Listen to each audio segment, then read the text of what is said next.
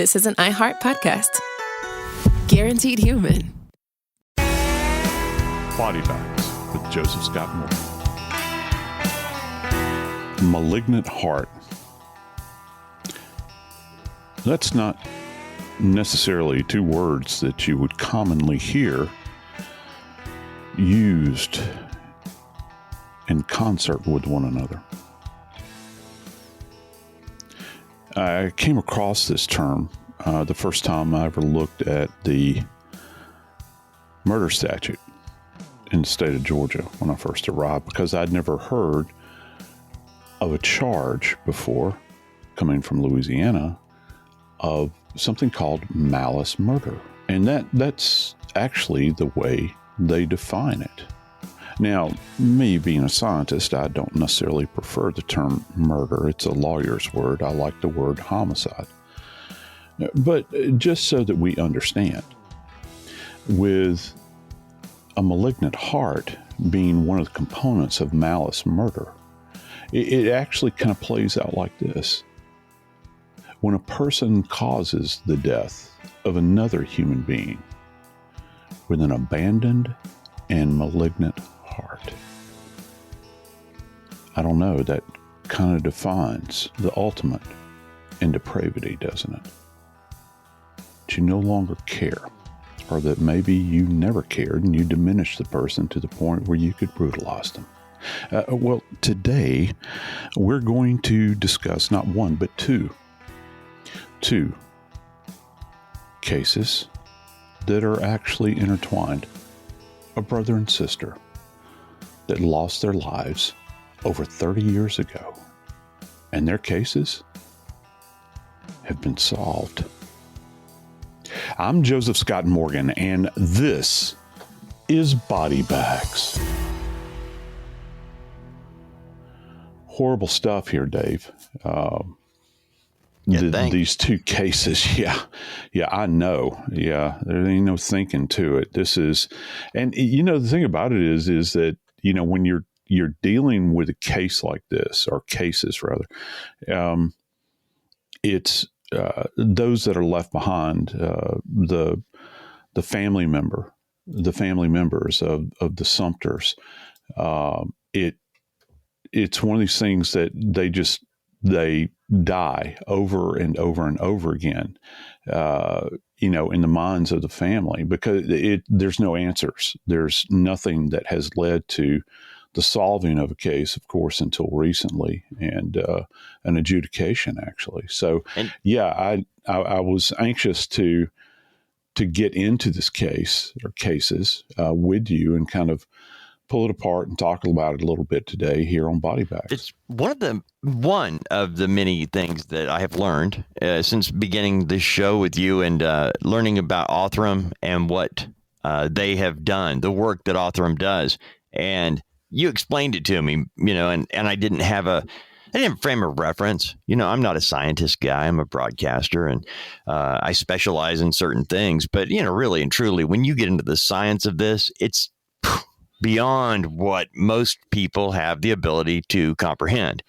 And one thing I do understand is a lack of funding and how difficult it is. The work that Othram is doing is life-altering for those left behind.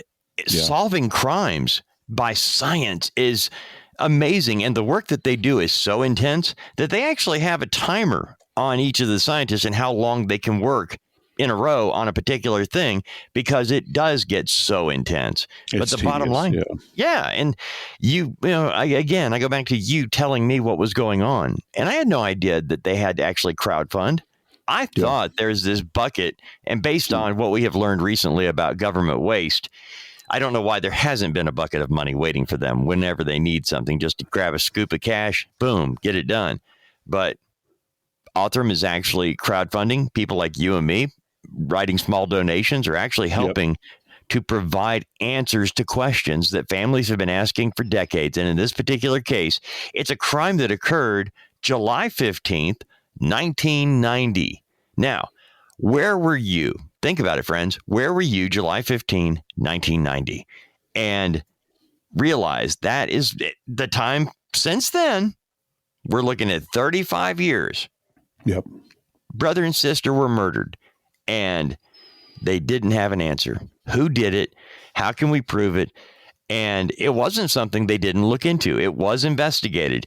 You have an attack that happens at an apartment complex on Tree Hills Parkway.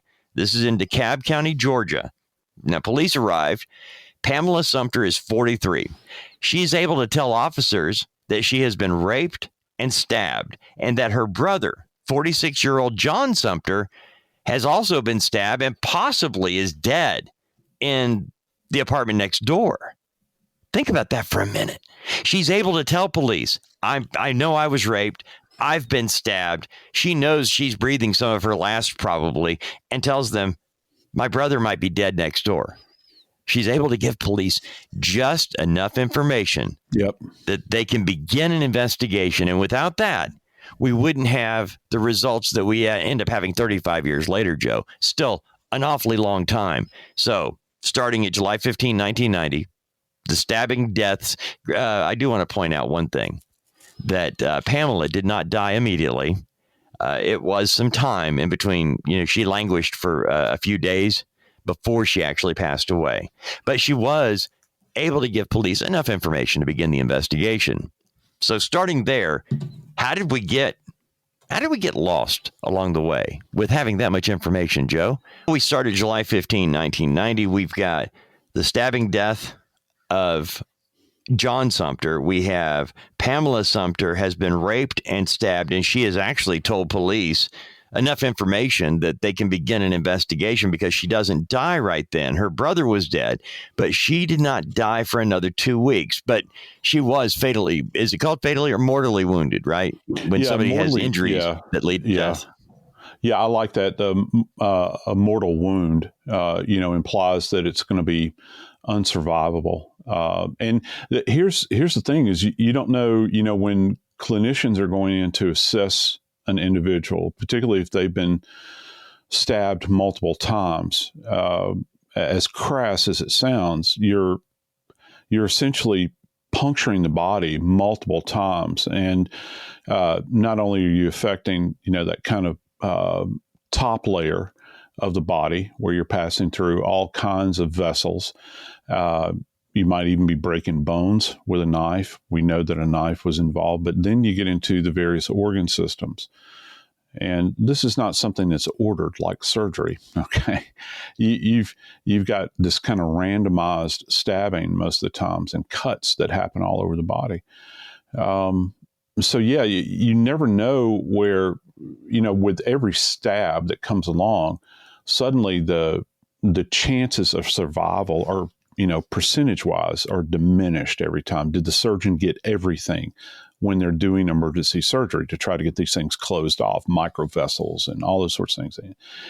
But yeah, so she lingered for 2 weeks, Dave. And she did give a description of the individual. And when you think about genetics, a big tell here is she's saying that she was raped. Okay.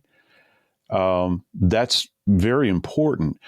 They would have done, this is kind of fascinating.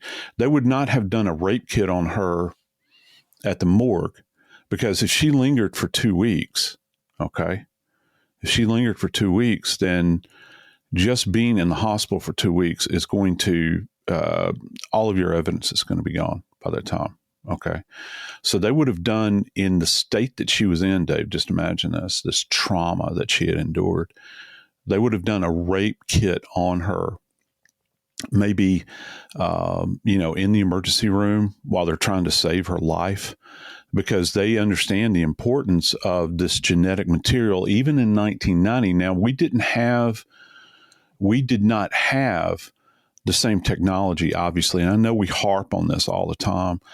We did not have the same level of technology. This even predates, Jean Bonnet, and, a lot of hay is being made over her and her case. What can they kind of, conjure up relative to the events surrounding that case. That was in the mid-90s. So this is actually 5 years earlier. And you think about it, the sample that they would have needed back then in order to try to begin a DNA assessment relative to the perpetrator was really significant, particularly when you think about blood evidence and all that sort of thing. Okay, so if she doesn't tell them that she was raped, they're going to focus on her injuries and trying to save her life, but they're not going to do rape kit? I mean, they're not going to assume. They're going to do a rape kit either way.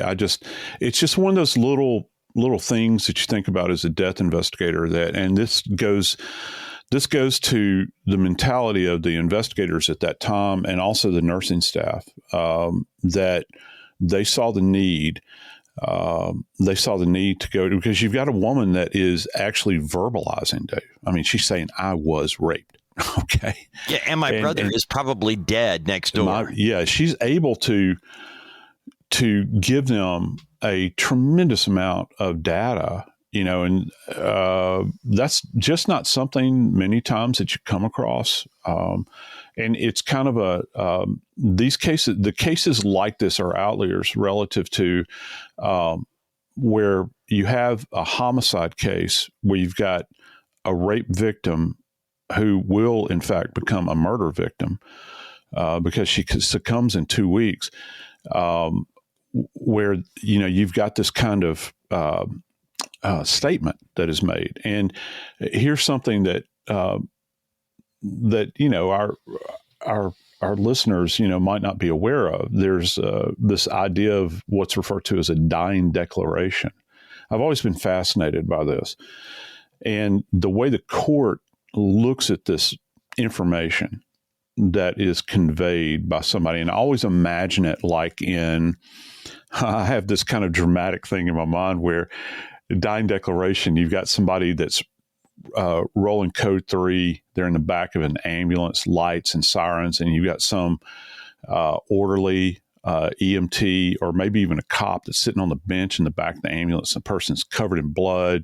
They're all traumatized, and they're saying, it was so-and-so, and then they gasp their last breath. And all the while, this information is being written down or recorded. And that's kind of a dying declaration. But you've got a woman that lingered for 2 weeks, Dave.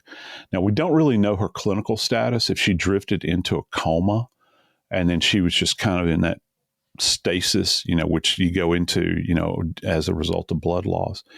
But here's the interesting thing about dying declaration is that if the subject gives a declarative statement about, a perpetrator, and they don't die, that statement essentially becomes invalid. It's not as valid and powerful as a dying declaration. So what this poor woman, Pamela, offered up at that moment in time ultimately was a huge piece to solving this case of where, what she had gone through. And also, obviously, we can't forget about her brother, who she says he's probably dead in the adjacent apartment. So, that statement would have been less impactful.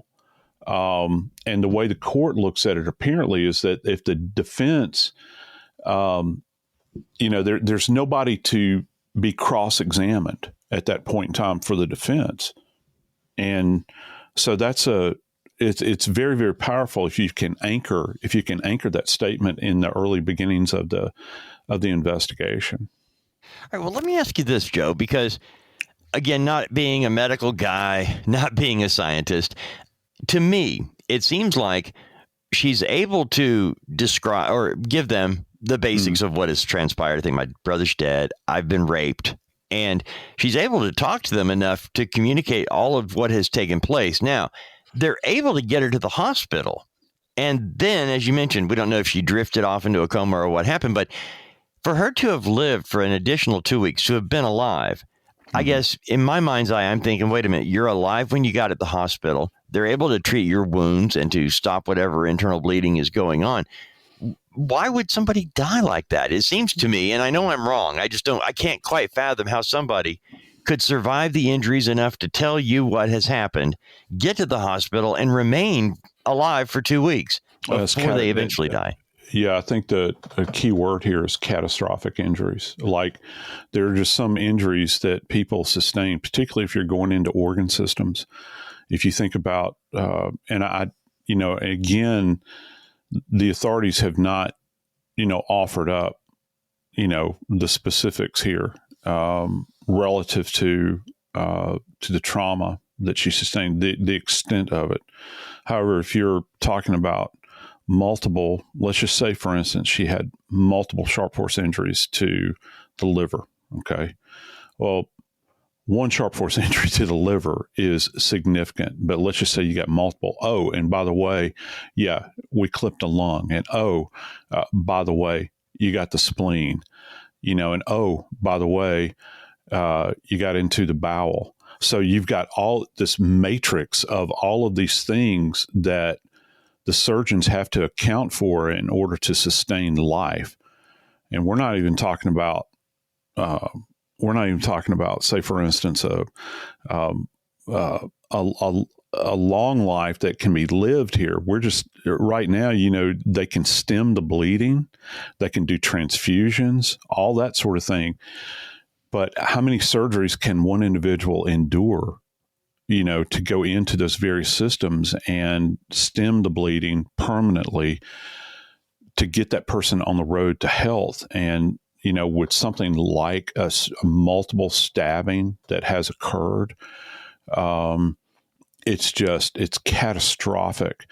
That's why, we talk about, there's more people in the U.S. from a trauma standpoint that die in car accidents. Okay. I mean, you have a lot of motor vehicle fatalities.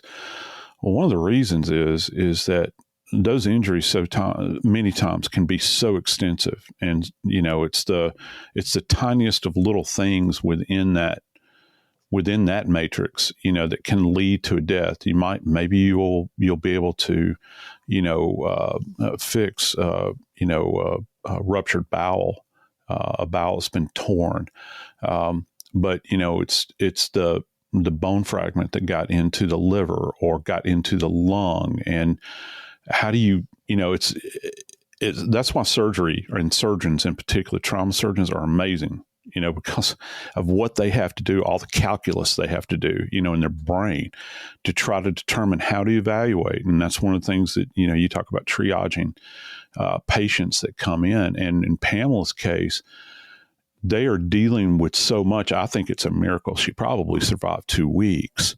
And not just that she was verbal, at the front end of this thing, and she's been raped on top of it, and has borne witness to a guy that's been with her entire life, her brother.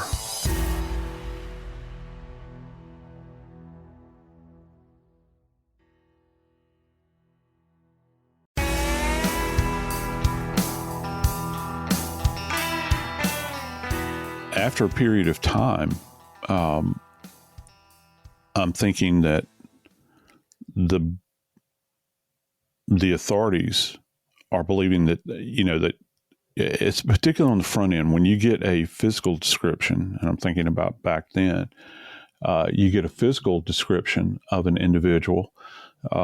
You're thinking that, well, we're going to get this thing locked up. We're going to be able to get this person identified, and we're going to be able to bring some sense of justice to this horrific situation where we've now got 2 homicide victims. Thank God we've got this bit of data from the one surviving victim, who, of course, Pamela eventually dies.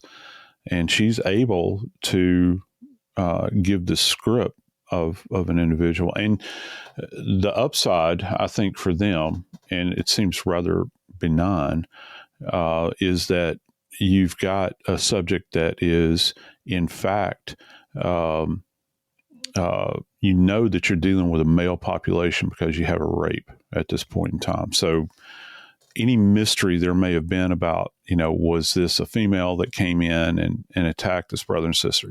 That's out the window. So you've got it narrowed down here. You're looking for a male based upon a physical description. And back then, the best you could hope for with and we were just in the early stages of having some type of rudimentary database as it applied to sex offenders and genetic material. And it wasn't anything, and they would still have to wait a few years before you could actually plug that data in.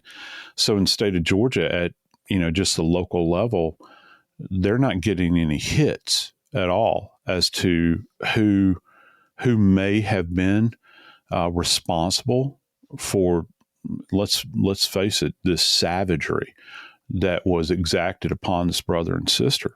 There's no way that they could have been able to really marry this up. I think, and it's and all you're left with now is the words of a woman who's now deceased and the evidence that's left behind at the scene, in the person of her brother. So, Joe, we've got John Sumter and Pamela Sumter. John is 46 years old, and he is stabbed to death in his apartment. Pamela Sumter is in a apartment next door, according to what she says to police, and she's been raped and stabbed. Now, she tells police that John is probably dead in our apartment. And that's where I keep thinking that police walk into all types of different scenarios, Joe, but walking into this one where they're told by one of the victims what's going on. And I have to guess that when police are hearing a woman who has obviously been stabbed and is in bad shape, and she's saying she's been raped, they're trying to figure out what all was going on. Why is her brother dead? If she was raped and stabbed, why is her brother dead? Why is he over there in a different apartment? Why do we have two different crime scenes? One with a man who has been stabbed to death and now a woman who has been raped and stabbed. I'm thinking these sound like two totally different scenarios, two totally different crimes. They just don't seem like these should happen together like this.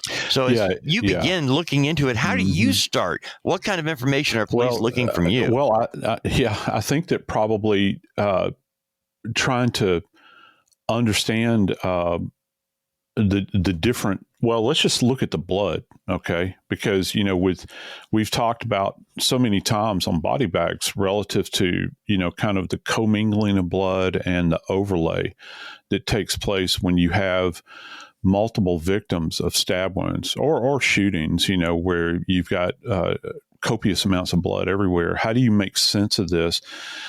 If they're domiciled together, the brother and sister, and they're living in this apartment, what the first thing, and this is more investigative than it is forensics, however, I have to say, how bold is it for a perpetrator to come in and if you've got this scenario cooked up in your mind as a sexual predator, where you're fantasizing perhaps about her, you didn't case the joint very well, because now you're going to walk into a situation with a grown man in the same house, and you're going to have to fight through him to get to her. And then you're still going to have to subdue her in order to carry out this horror that you're trying to perpetrate. That it doesn't sound like this. I don't know. To me, it doesn't at least sound like you've got an individual that has thought this thing through very much. And when you show up to a scene like this, the bloody dynamic in there, where you've got probably with a bloodletting like this, you might have bloody footprints that are all over the place, shoe prints in particular. I can only imagine you've got two adults that have been stabbed multiple times, you're going to have blood that could be tracked through. And then you're trying to determine, I think, well, whose footprints are these? Well, you know that if you've got shoe prints, then both these people are in their home. I don't know about you. I don't sit around the house in my shoes. It's just not something I want to do. I want to get comfortable. I might be in my sock feet, or I might be barefooted. And you've got a perpetrator that walks in and they're wearing some type of shoe with a very specific pattern on it. How did he track in and track out? And did they have evidence of him exfilling, from the apartment, and walking out the door or going through a window? How did he get access to both of these individuals to be able to, and it's not like he shot them, he stabbed both of them. Did he show up with a knife that was his, that he chooses to use? And when you have a sexual predator, most of them like to use the same tools over and over again. This is a really bold thing to do. You begin to think about this and it's like, whoever perpetrated this is probably not their first rodeo. They're interesting that in this case, Joe, that when Pamela Sumter told police she had been raped and stabbed, she actually was able to tell them enough information. She said that her brother had brought a man to their apartment. He was down. This is, again, just outside of Atlanta in DeKalb County, Georgia. And she tells police that her brother has brought a guy in from Detroit into their apartment. So she's been able to give them just enough information to know that whoever did this attack, the first suspect is the man that came from Detroit that her brother brought to their apartment. Now, she's not in their apartment that she shares with her brother. She's at a neighbor apartment when she calls police. And police arrive to the standard, somebody stabbed. I don't know what police think when they go into that. If I got a call that said somebody was stabbed, that would be a little different than a double homicide and a rape, than a simple stabbing in an apartment, right? Yeah. Yeah, it would be. And well, first off, you never know what these folks are going to walk into that are, taking care of us out there, law enforcement officers. But you've got obviously violence that you're having to deal with when you walk in and you think, well, there's been a stabbing. Well, I don't know what was going on, a card game, a dice game, a lover's quarrel, and somebody pulls out a blade and stabs somebody. Well, that's a stabbing. Let me ask you very quickly about the blade. You've told me before about how strangling and knifing are different than a gunshot because they're so personal. You have to be right there hands-on. Mm-hmm. Is that something that police, when they go into with this scenario, that they're thinking, boy, this is close, this is personal, or is a knife a weapon of opportunity? I had a knife laying here, that's what I grabbed. Yeah, and it can be a weapon of opportunity that you have, lying about maybe on a counter or in a knife block. How many times have we?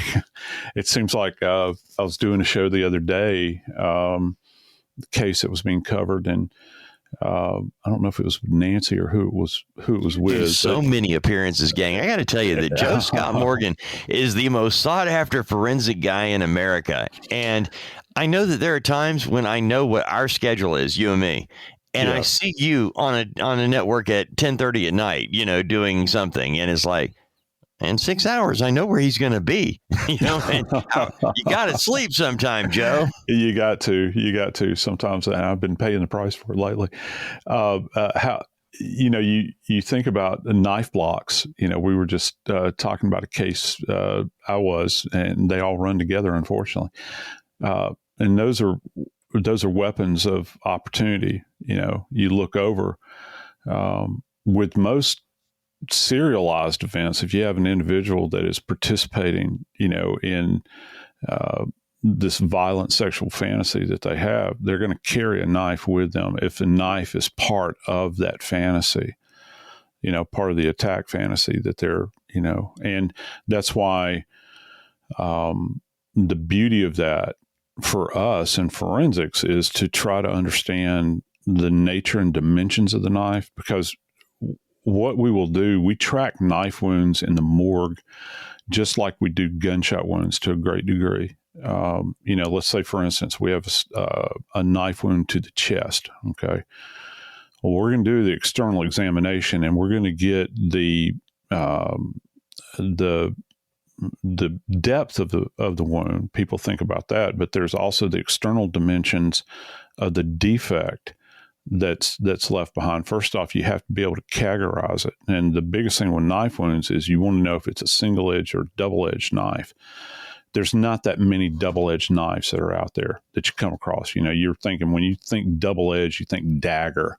Okay, not too many people carry daggers. Now, you have retractable knives sometimes that will have double edges to them, and they're brutal injuries to have to deal with because you're not just cutting on one side, you're cutting on two sides and slicing through. Whereas if you have single-edged knife, the backstrap of that knife is a bit more blunted. It might push vessels away. It's not necessarily going to clip vessels. You see what I'm saying? And so it's, and literally double-edged knife is doubly destructive. Okay. And so you think about what is the tool that the individual is bringing with them. And I think that a lot of the psychological types out there that profile these things, they think about what does the individual feel most comfortable with? Is it a fixed blade, or is it a deployable blade? Like a pocket knife, a buck knife, if you will. And so you try to understand the nature of it. You look at it, and one of the things, if you think that it might be a pattern that's developing relative to an individual that is perpetrating multiple of these, and they've stabbed other people, and yet those individuals have survived. Well, is it the same type of blade? Okay. Or does this individual use a combination of both an edged weapon and their bare hands? Or do they like to pick up other things that are at the scene and beat people with them? You do have that happen as well. So there's a lot that you have to kind of work through relative to what you're seeing at the scene.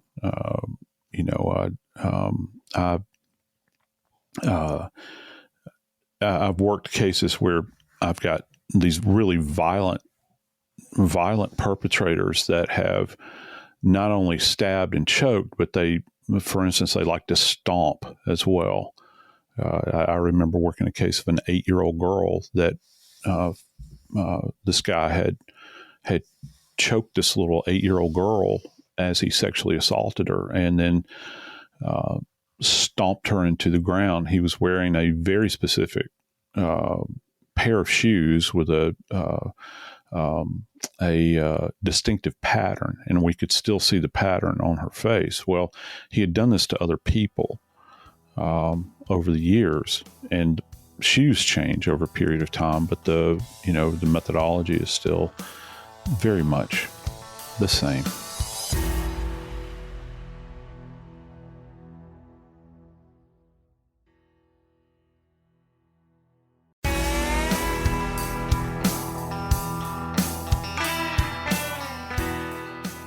I'd like to say that police are very frustrated by cold cases. And they are. You hear that. You can listen to interviews with police officers that, have long since retired, and they describe how cases haunt them. And I always find that fascinating. And I don't think that most people can identify with that haunting, because, when you shut your desk drawer for the last time, and you throw the badge up on the desk and you hang it up and you're walking out the door, you still have those images in your mind.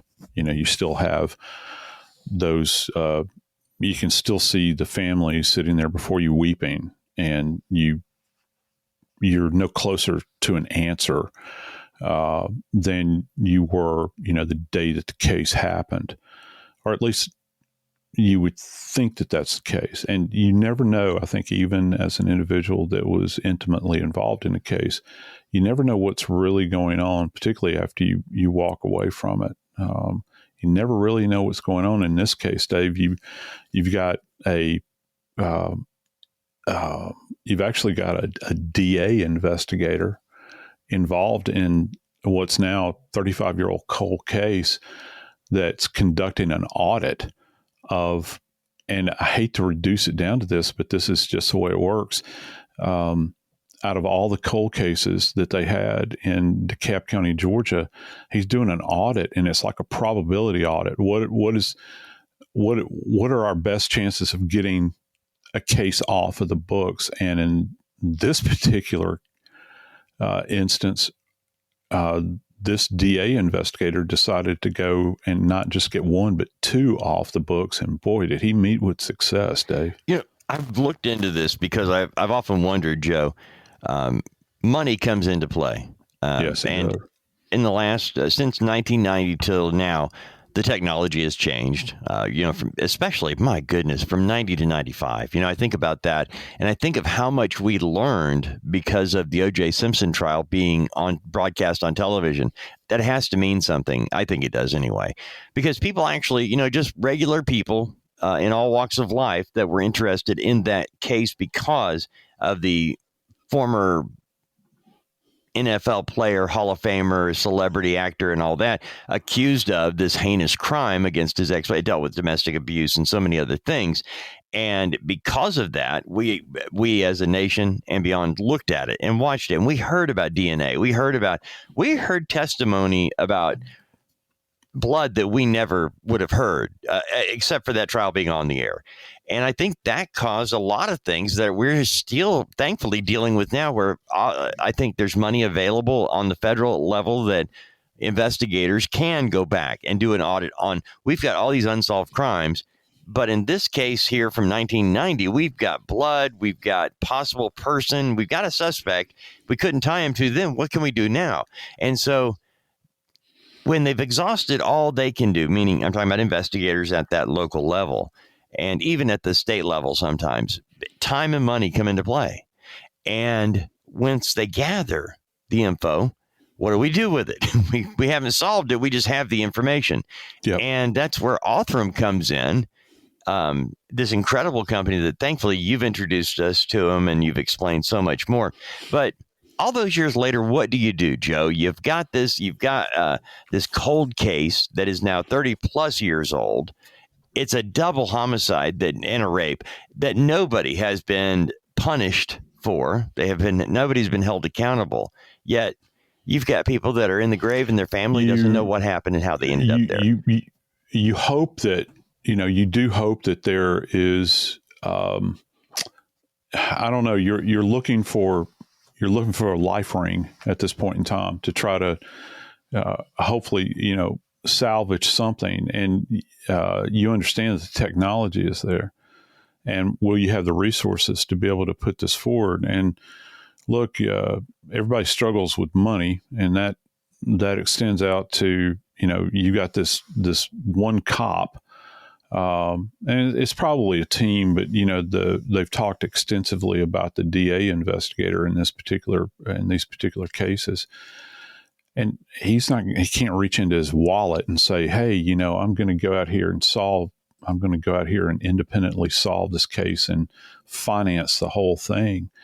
And so something that's, kind of worthy, I think, as far as governmental funding goes, you've got this grant that's available from the DOJ now. And it's actually called Prosecuting Cold Cases Using DNA.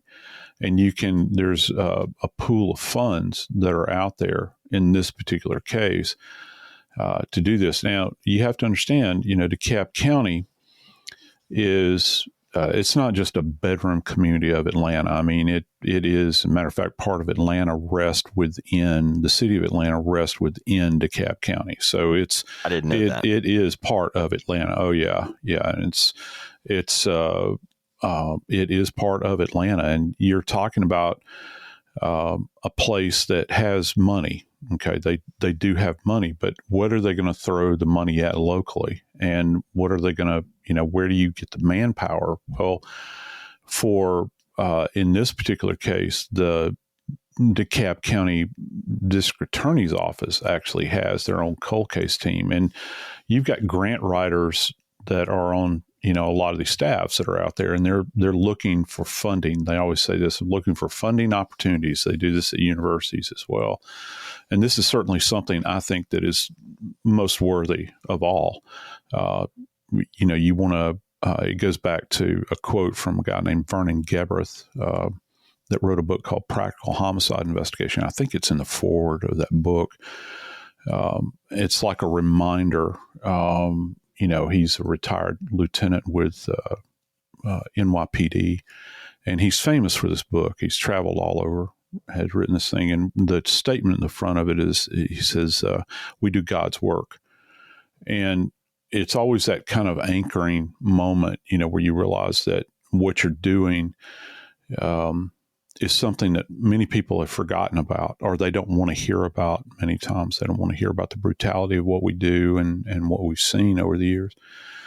And the fact that now you have an organization, you know, like Othram with DNA Solves, where you can go to them if you have enough money, and it doesn't really take a lot to initiate this thing. You know, I think their starting point is like, in the whole grand scheme of things, is like $7,000.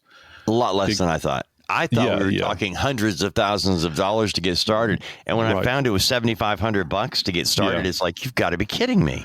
Yeah, no. And so for a bigger governmental entity like, you know, like DeKalb County, for instance, and they have access to grant writers, and they're looking for this money, you know, they can find it. Now, if you're in a smaller jurisdiction, you've got unsolved cases there. That's where crowdfunding really does come in, and, you know, people need that help. But in the case of the Sumters, though, this investigator, you know, set the hook in this case and wouldn't let it get off the line. And that's the beauty of it. But, I'm sorry, Joe, I apologize. No, go ahead. Okay, something caught my attention, that when they did start the audit and started going back and finding cases, that they did take what they found, the DNA, and they ran it up the flagpole in Georgia, because that's the first step. And they got zero. They got no hits in Georgia. This is where the investigation from the detectives come in, because we've got the DNA profile and we have no hit. What's next? Good old-fashioned police work. Well, who was the main suspect here? Who was the guy from Detroit that Pamela Sumter said had recently come into our life? And they start tracking, and boom, they have Detroit, Michigan on the radar. So they reach out. Where did they get a hit? Detroit, Michigan. Yeah. and there was that's the detective work. They had the DNA with no hit. They could have walked away right then. They could have said, we can't do this. We can't do it. It's just too overwhelming. But this guy, again, that's why I'm saying, you know, big kudos to this detective that stayed on this thing. You know, and that's where this, you know, you're looking for that piece of the puzzle to try to get something out of nothing, I think. And I'm not trying to diminish by saying it's nothing, you know, because we do have the rape kit that they performed on Pamela all those years ago. But you've got this case that turns out that is an unprosecuted rape case, Dave, out of Detroit from 1992. And remind me again, when did Pamela and her brother's homicide take place? What year was it? It was July 15, 1990. That's when the case here. So you've actually got this man in DeKalb County, Georgia in 1990. They know he's from Detroit. And now we've got a Detroit case from 1992. Now, remember, this is not in the time. This is 30 years after the fact. And so in 1992, there's a man whose DNA profile pops up to match the 1990. And this man actually was accused of raping an ex-girlfriend. So now we have this same person who was in Detroit in 92. They find out he had been in Georgia in 1990. That's the catcher. You know, it was mentioned a few minutes ago that when they ran the DNA up the state of Georgia, nothing came back, because apparently this individual had not committed a crime in Georgia at that point. And so instead of leaving it there, they took it to the next level. We got the DNA. Let's find out what else. And that's where they started putting two and two together and finding that that unprosecuted case in Michigan just was everything. That opened up everything. Yeah, it did. And they were able to actually pull a name, with this particular case, that originated out of Detroit, where it's an unprosecuted rape. They go back. Here's a fascinating thing, Dave. They go back to this woman, God bless her, man, that had been raped.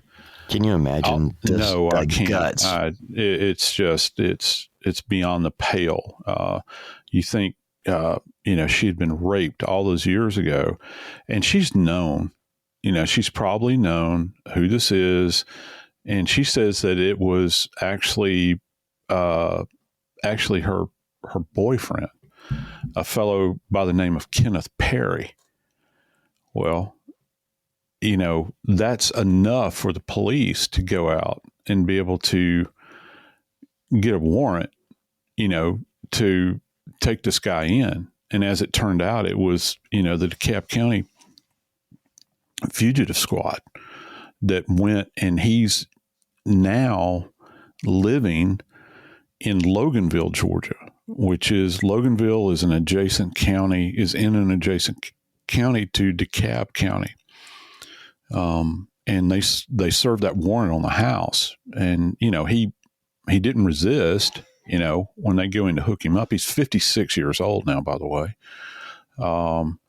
And what they needed was to get a DNA sample from him, and they were able to obtain that from him. And when they did, Dave, it matched Pamela Sumter's rape kit. And in addition to that, it was a spot on match for, obviously for what had happened all those years ago up in Detroit. And a lot of this, comes about as a result of the work that Othram had done, because look, this guy's 60, he's 56 years old. It's not like he is an old man. This guy's still out on the street.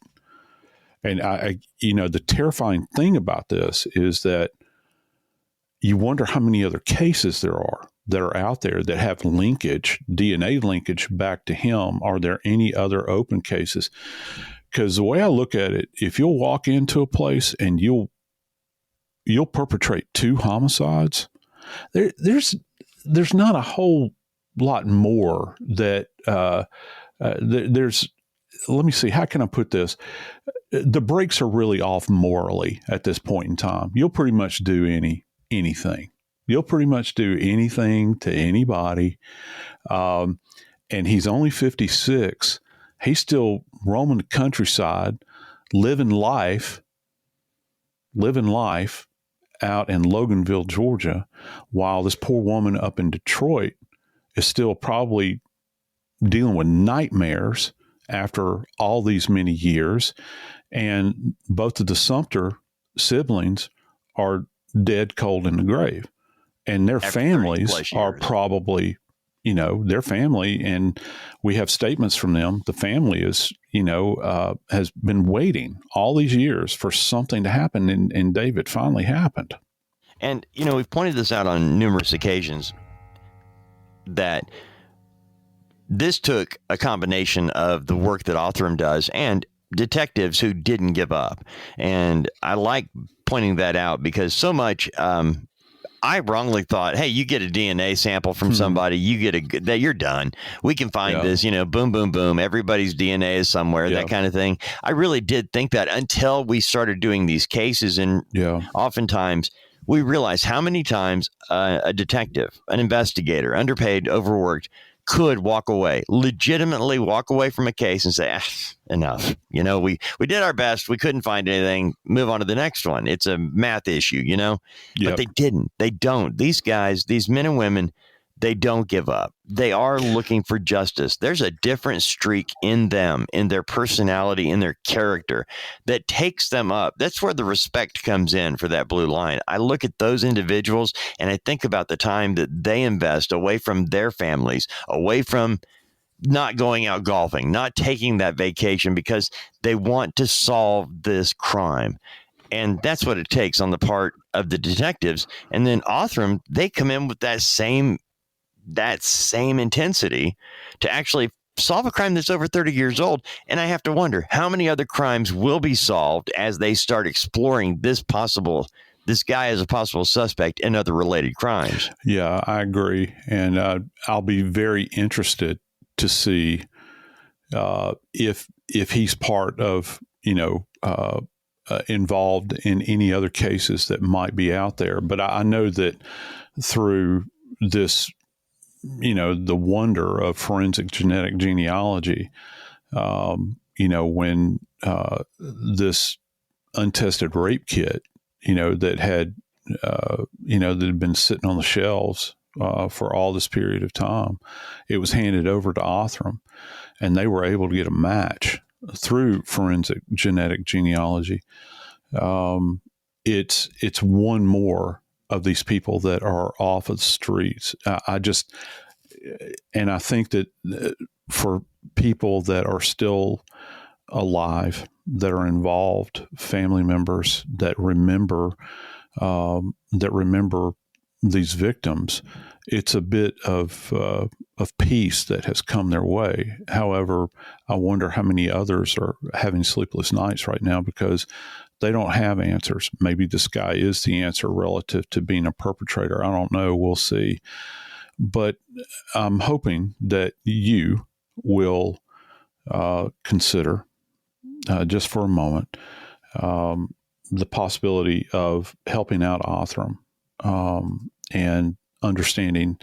By the way, an update: Othram Labs has just created their own app that you can download for whatever platform that you might be on, whether it's Apple or Android.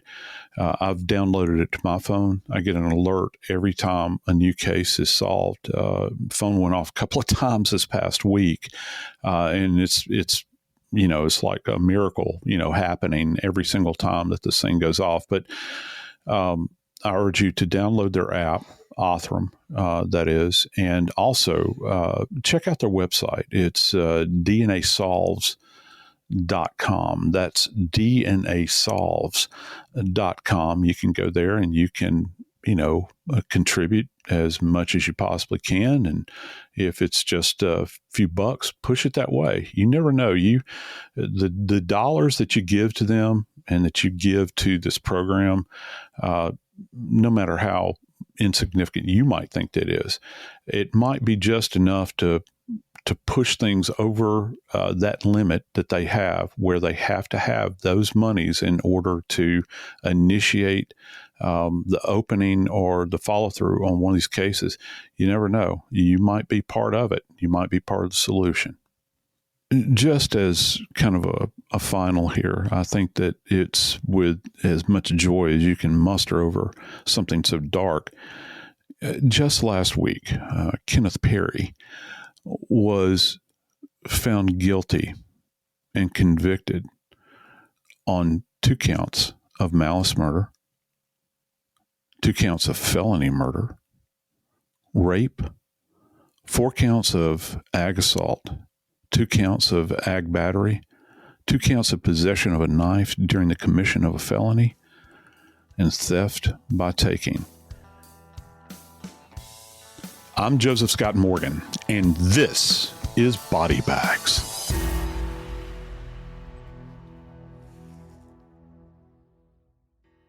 This is an iHeart podcast. Guaranteed human.